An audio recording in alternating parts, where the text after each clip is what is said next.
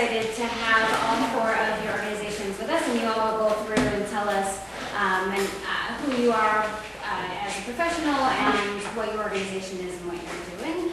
But I'm very excited to have this opportunity for us to be able to listen to and work with and hear about the social justice educational models that are happening in these organizations, and they'll go through and they'll introduce themselves. Great. I just wanted to frame the panel a little bit.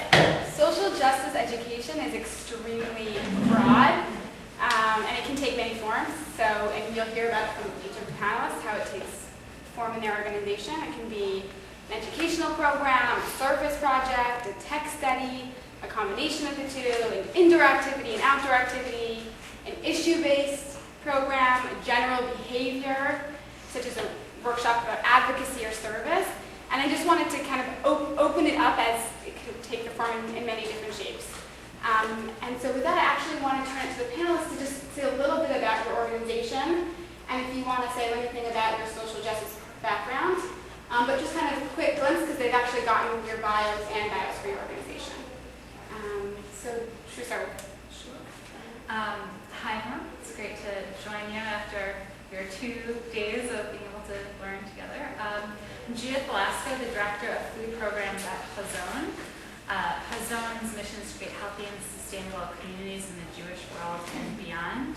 We do this primarily in 3 ways: through immersion experiences, through thought leadership, teaching, writing, and through capacity building both in the American Jewish community and the Israeli Jewish community. But sort of us in a nutshell, in terms of the social justice work that we're doing, I think that this is part of starting sort of from a broader place. We define ourselves as an environmental organization, and I think that there is just so much overlap and pieces that are contiguous between the environmental work and justice work.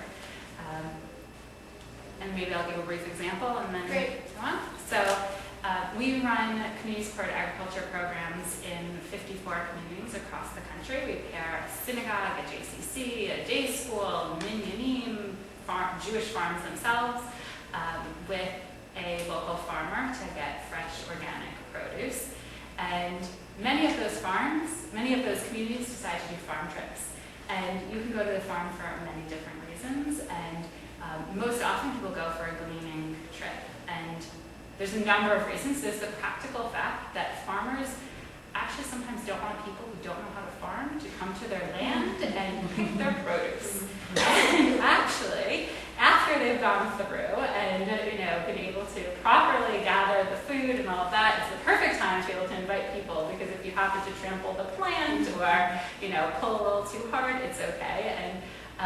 And to be able to do a gleaning trip, and some communities run those annually, and it becomes a place to very seamlessly weave together the action of going to a farm and actually experiencing picking the food and being able to provide it for the soup kitchen or pantry that is in the area, and really understanding some of the Jewish values around tzedakah, particularly around agriculture. And I'll pass it over. I'm Julie Gerson. I work in the Education and Community Engagement Department at American Jewish World Service. And HJWS is an international development and human rights organization. We fund grassroots community-based human rights organizations in Africa, Asia, and Latin America. These are not Jewish organizations. And then we also, our sort of other part of our mission is to activate and engage the American Jewish community to care about global justice issues and get involved. And we do that through service, through education, and through advocacy. I think I'll just leave it there. I'm Stephanie Ruske. I work at Avodah, the Jewish Service Corps. Did you guys hear about it ever before you got our bio? Sometimes we feel like the best kept secret. We do 3 things together. One, we have a year-long immersive service program for people to serve in anti-poverty agencies in New York, Chicago, Washington, D.C., and New Orleans. And in that particular program, you live together in some cities with 17 of your closest friends and colleagues in one house. everyone is placed in a particular agency where they do their work, and to the people at the office, you might be just a regular employee who works with people to help them get access to Medicare or to settle disputes in a mediation center or whatever it is that particular agency does. All of what they have in common is that they all do anti-poverty work of some sort. People live together, so there's a real focus on intentional community building, which we can talk a little bit more about how that fits into a social justice ethic. And then there's education, both Jewish education to think about what Jewish sources and values kind of teach us about an obligation to pursue justice, but also as like a way to nourish your life so that you can do this for a long time. So we can also speak more about that later. But so we have a year-long program, and then before I came to work at Avodah, I'd only worked at short-term programs, and I thought, wow, a year is so long, but it's not that long actually. Maybe for the people in the program, but to me, I feel like one of what I do at Avodah is I'm the director of alumni and community engagement, and so I get to work with people the rest of their lives.